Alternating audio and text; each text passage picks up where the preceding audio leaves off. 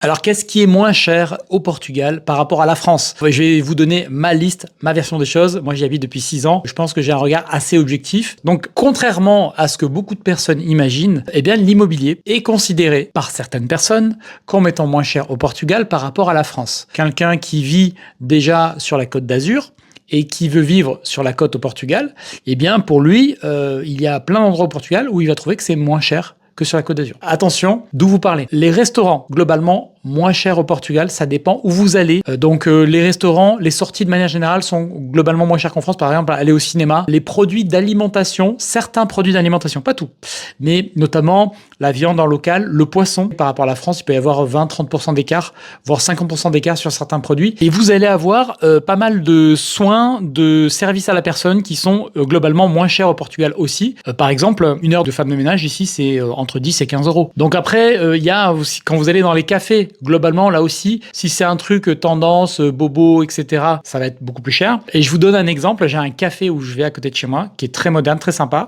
Si vous voulez un café à la portugaise, c'est 80 centimes. Si vous prenez le même café, mais au lieu de prendre le café portugais, vous voulez un café de spécialité, c'est 2,50 €. Et c'est le même café. Et ça illustre bien la diversité des expériences que vous pouvez vivre au Portugal. Et puis abonnez-vous, pour comme ça je vous ferai d'autres vidéos sur le Portugal et sur l'immobilier.